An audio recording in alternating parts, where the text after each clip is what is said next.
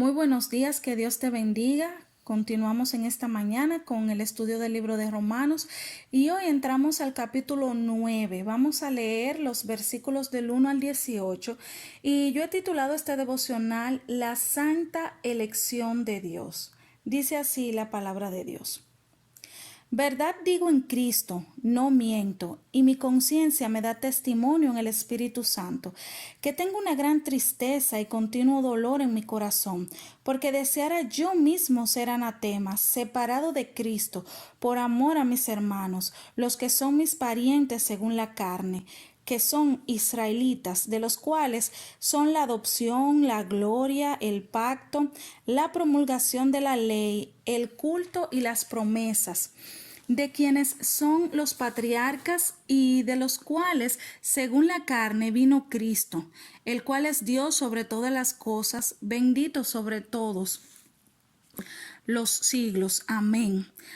No que la palabra de Dios haya fallado, porque no todos los que descienden de Israel son israelitas, ni por ser descendientes de Abraham son todos hijos, sino en Isaac te será llamada descendencia.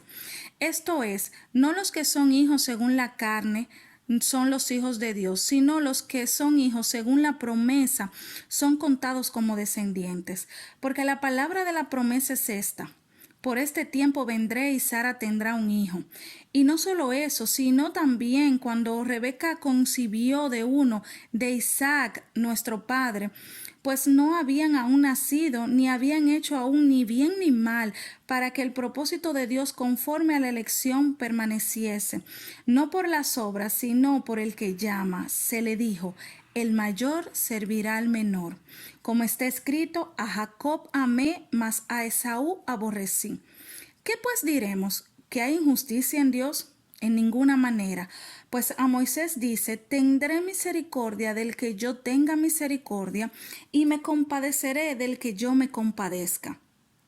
Así que no depende del que quiere ni del que corre, sino de Dios que tiene misericordia.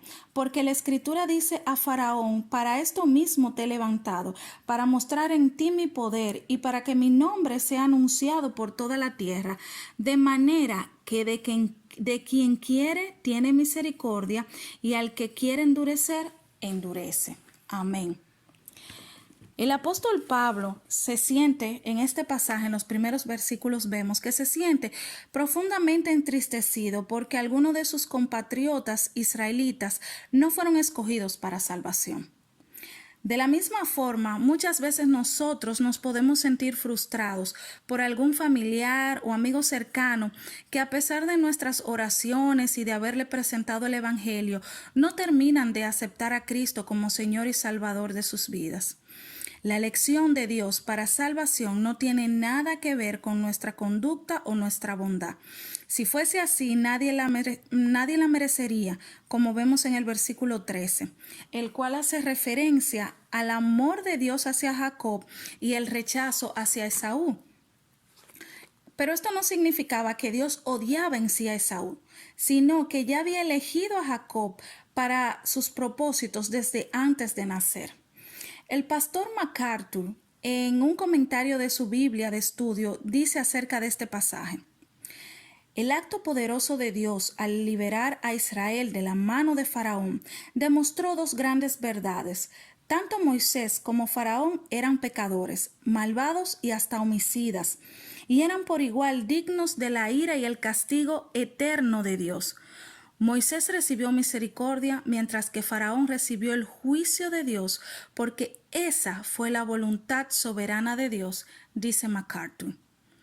Entonces, como dice en este mismo libro de Romanos, en el capítulo 11, versículo 34, dice: porque ¿quién entendió la mente del Señor, o quién fue su consejero? Así que la próxima vez que ores o le prediques el evangelio a alguien, no te impacientes, no te frustres, pues primero puede ser que todavía no sea el tiempo para que esa persona acepte al Señor. O segundo, quizás no sea la voluntad de Dios para esa persona. Por lo tanto, debemos seguir orando y predicando el evangelio, pues es el instrumento que Dios usa para la salvación. Esta enseñanza puede ser un tema de conflicto para algunas personas, pues no pueden entender cómo un Dios de amor puede escoger a algunos para salvación y a otros no. Pero debemos recordar que Dios es soberano y como él mismo se lo dijo a Moisés, tendré misericordia del que yo tenga misericordia y me compadeceré del que yo me compadezca. La salvación es del Señor. Vamos a orar. Bendito Dios y Padre de la gloria, te alabamos, te exaltamos. Gracias Señor por este maravilloso día. Gracias Señor por tu palabra. A veces es difícil entenderla, a veces es difícil aceptarla, pero sabemos que es santa y en ella no hay pecado. En ti no hay pecado porque tú eres un Dios justo y bueno.